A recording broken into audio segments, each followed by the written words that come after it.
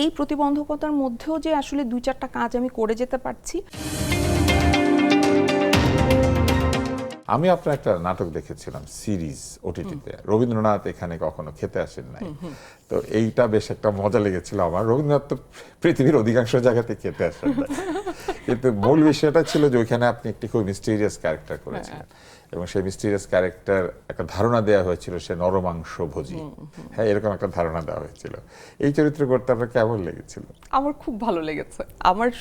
আমার যতগুলো ক্যারেক্টার আমি রেহানার পরবর্তীতে করেছি, তার মধ্যে যদি আপনি বলেন যে কোন চরিত্রের প্রেমে তুমি পড়েছো, আমি আসলে মুস্কান জুবেরির প্রেমে পড়েছি। মানে আমার মনে হচ্ছে যে ও মাই গড, এই মহিলা কি, মানে ওর ওর মানে কথা, ওর ভঙ্গি, ওর বুদ্ধি, মানে এত এত ব্রিলিয়ান্ট মহিলা। সো ওর প্রেমে আমি পড়েছি, যে মুস্কান জুবেরির প্রেমে। সো তো সে কি বেঁচে আছে? মানে সে কি দ্বিতীয় কোনো আমাদের তো দ্বিতীয় কোনো সিজনে আসবে? আমি তো দ্বিতীয় সিজনের ইচ্ছায় বসেছিলাম, কিন্তু যেটা হয় আমাদের এখানের কাজের ক্ষেত্রে ঈদের দিন ভারী ভারী আলাপ হয়ে যাচ্ছে একটু, তাও একটু সুযোগে বলে দিই। সবাই হালকা হালকা আলাপ করবে, আমরা একটু ভারী ভারী আলাপ না, কারণ আপনার অনুষ্ঠানটা অনেকেই দেখেন, সো বলে দেই। সেটা হচ্ছে যে আমাদের ইন্ডাস্ট্রি কিন্তু এখনো মেয়েদের জন্য মানে এরকম না যে কাজ খুব বেশি আছে, স্পেশালি আফটার 30। মানে আপনি কোনো রকমে 30 পর্যন্ত তাও কাজ করতে পারবেন, কিন্তু 30 পার হয়ে গেছেন তো আপনার জীবন শেষ আর কি, এরকম একটা সিচুয়েশন ক্রিয়েট হয়।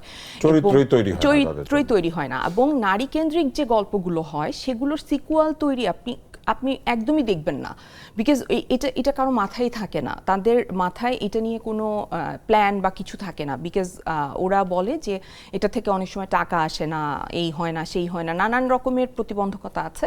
বাট এই প্রতিবন্ধকতার মধ্যেও যে আসলে 2-4টা কাজ আমি করে যেতে পারছি, মানে আমি আমার কথাটা বলে যেতে পারছি, আমি মানে জোর গলায় ধরেন বলতে পারছি যে নারী প্রধান গল্পের কাজ আরও বাড়ানো দরকার, আরও বেশি বেশি এই ধরনের কাজ হওয়া দরকার। সেইটার জন্য গ্রেটফুল যে এইটুকু স্বাধীনতা পাওয়া গেছে আর কি।